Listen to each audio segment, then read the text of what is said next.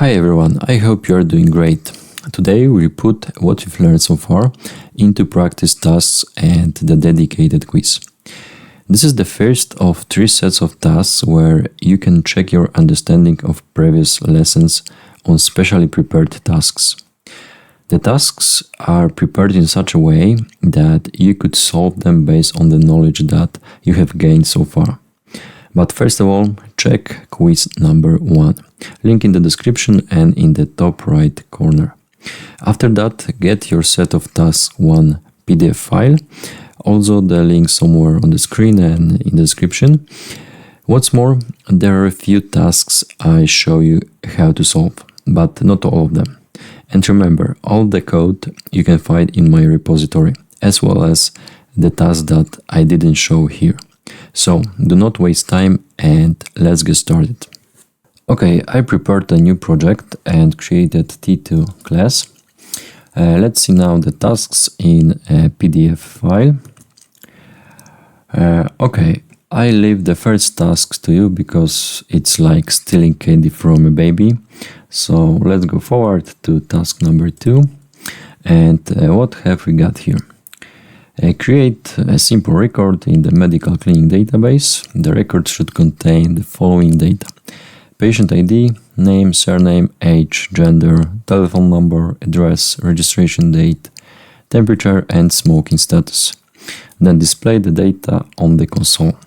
Remember to assign appropriate types and correct initialization. Okay, and here we've got an example console output. And as you see, and the first line is the medical clinic database, and then the record with all the data. The first one is patient ID, the name, and so on, and all details are separated by commas.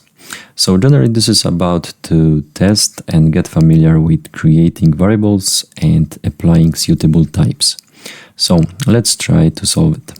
I copied this description and put it inside the comment block in my Java file dedicated for that. Ctrl-Alt-L to align the text. And what's now? And now we need to declare and initialize all of the variables with suitable types, cell descriptive names, and values. Okay, the first one, patient ID. What type could it be? Let's say we can put it here string, like some random chain of characters, or maybe integer. So let's put it in int and patient ID. Okay, next one, name is a string, of course. Surname is a string also. Oops. The age is an integer. Okay, gender, it could be string, integer, or let's say character. So let's put it here char, like one sign, M or F or whatever. Next one, telephone number. What could it be? Let's say an integer, right? Because it's a number, right? But sometimes the telephone number have some prefix like plus, so it would be wise to cover this case. So let's put it here a string. Phone number, perfect. Okay, next one, address, it's a string. Okay, and then registration date. The date in Java has its own type, but we haven't met it yet, but there will be an opportunity in the future. So now let's simplify and put the string type here.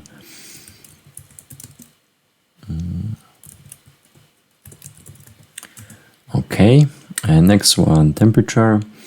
It's a floating point, of course, and we can put it here, the float, and or actually a double. As you know, double is more accurate, so for human temperature we don't need this kind of precision, so the float should be enough.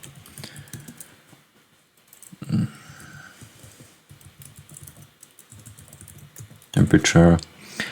And the last one, smoking status, true or false, of course boolean is smoking.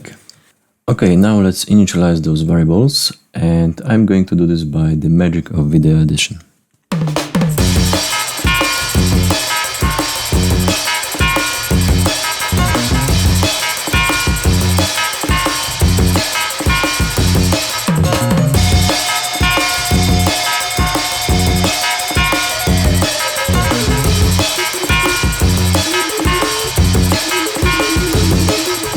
And now let's print everything out. Some header first. Let's say the medical clinic database. Okay, and now our variables one by one.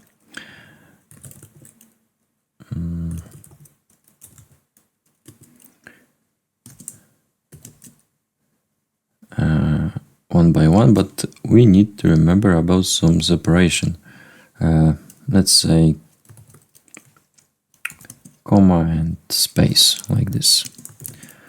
Okay, and the rest.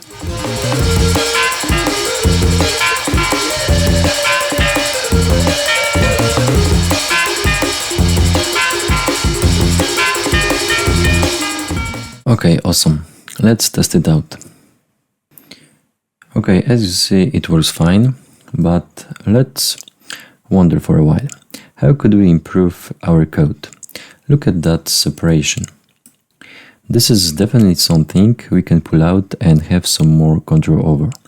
Because now, if we would like to change our comma to colon, for instance, we need to change it in around 10 places. And that's boring, wrong, ridiculous, and doesn't follow good practices.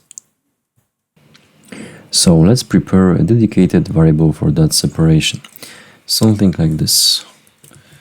String sep comma space. Okay.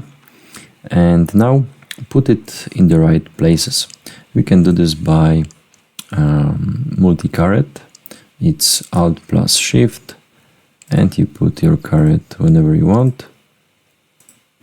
Oops. Here. Okay. Sep. And that's fine. We don't need the separation in the end. Now, if we like to change the comma to some other character, we do this in one place. Over here. Let's try colon maybe. And now the new separation would be replaced everywhere it's needed. Let's run it again. Okay, that's cool. And I think that's the end of the task. Let's move on to the next one. Okay, task number 3 is quite easy, so I leave it for you. Task number 4. You work as a programmer for a company that translates documents written in English into Italian. The company bills for its services based on the number of characters in the original document. Write a program that will count the number of characters in the given text. Note, spaces are not counted as characters for translation. For this purpose, use randomtextgenerator.com. Okay, let's copy this description and create new class T4. Okay, public static void main, and put it in the comment description. Ctrl-Alt-L to align the text. Okay, perfect. Let's maybe run it to check if everything's fine. Okay. Okay, so simply we need to count the number of characters without spaces. That's pretty all. So let's generate some text first of all.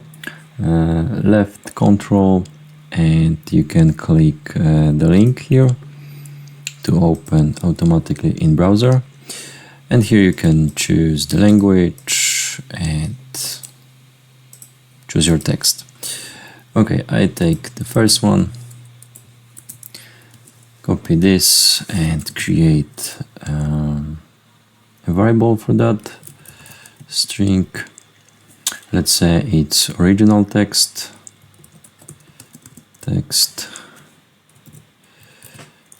Okay, something like this, semicolon. Perfect. Okay, what's next? We are looking for a number of characters in the text. So let's prepare a variable for that. Number of chars. And now we can refer to the text. And by method length, we can get the number of characters. Okay, and that would be the end of the task, but in description we've got one condition. Spaces are not counted as characters for translation, so we need to somehow avoid those spaces during calculations. So the best option is to remove those spaces by replacing them. And we can do this in that way.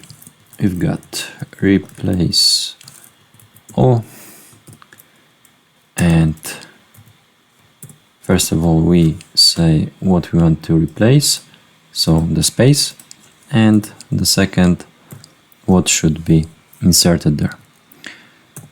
Okay, and that's pretty all. Please notice that replace all returns a string, so we've got the same text without spaces, and then we can get the length again. So let's print it out. Number of